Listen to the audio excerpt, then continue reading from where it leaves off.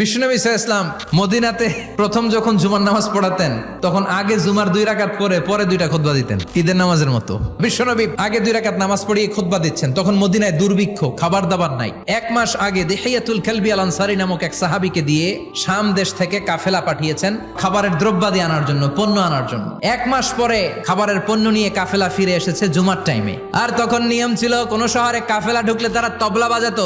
বিশ্বনবী সহ সব সাহাবারা বুঝতে পেরেছে ওই কাফেলা খাবারের পণ্য নিয়ে মদিনার মধ্যে ঢুকেছে। এখন মসজিদে কানাঘুষা, 12 জন সাহাবা বসে আছেন, সব সাহাবারা পণ্য কেনার জন্য চলে গেল। সাহাবারা ভাবলো নামাজ আসল, নামাজ তো পড়েই ফেলছি, এখন খুতবা সমস্যা নাই, কিন্তু আল্লাহ এটা সহ্য করলেন না। এজন্য সাহাবাদেরকে ধমক দিয়ে আমাদের চোখে আঙ্গুল দিয়ে আল্লাহ আয়াত নাজিল করলেন, ও নবী আপনি বলে দেন আমার কাছে এত বিশাল ধনভাণ্ডার আছে, সবার যত চাহিদা যত কামনা আছে সব যদি দিয়ে দেয় আমার ধনভাণ্ডারের 1 ইঞ্চিও কমবে না।